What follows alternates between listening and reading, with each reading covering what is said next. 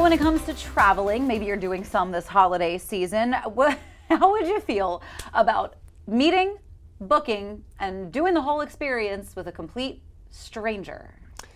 I'm going to lean no for this one, and let me lay out my reasons right away, because I think it's tough enough to travel with people you do know if you've never traveled with them before, because everybody's a little bit different.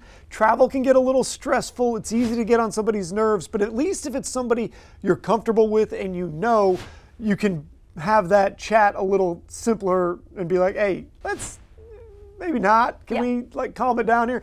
If it's somebody you're not familiar with at all and they start kind of going off script, it sounds like that's not a great time. It could be a recipe for disaster in a lot of ways, but apparently finding a travel companion online has become a bit of a trend. Strangers are connecting through apps and forums. They form temporary teams, and they jet off to destinations they've never visited with people that they've barely met. It all sounds pretty nice in theory, but again, as we mentioned, what separates those dream partnerships from nightmare scenarios? The person that you're traveling with. So a new study found the 4 key traits that make somebody the perfect partner in flight. And that doesn't even count for the rest of the travel. But I think if you have these, you're probably in for a good time. If you can survive the flight. The airports really are the most stressful part about traveling. They absolutely are. Emotional intelligence. Someone who's good with feelings, considerate, tuned in. Trip drama is easier for it to, just roll off smoothly if you've got somebody who's pretty chill. Experience. People who have traveled a lot already tend to know the ropes. Flights, layovers, bag logistics, all of that stuff. It can take some of that stress out if you feel like you're traveling with somebody who knows what they're doing.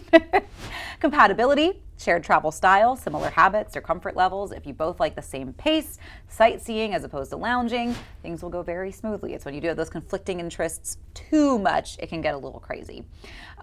Responsibility, of course, and conscientiousness. Someone who thinks ahead, keeps things organized, and doesn't randomly vanish mid-trip. Reliability goes a long way when you're somewhere unfamiliar. Researchers say that when a travel buddy, even an unfamiliar one, has those 4 traits, your trip has a much better shot at being fun, smooth, and stress-free.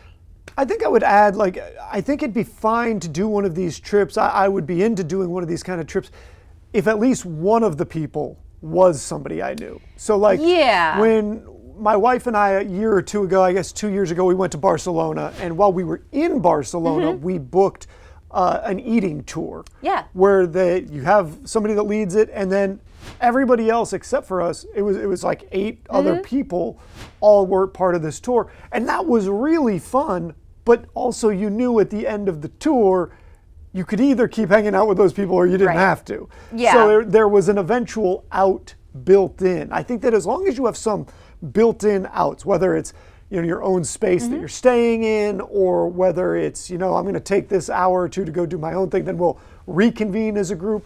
It can be really fun because you meet interesting people in that way. Oh, absolutely. And I did sort of do a version of this, I guess. My first trip abroad, really, I booked with a company that their whole thing was they plan trips for you to take the stress out of it. So they book the flight. You can kind of add tours on, but they already have all those connections. And so they do the paperwork part of the trip for you. Because who wants to do paperwork? Because nobody wants to do the paperwork research part of the trip. You want to do the fun stuff.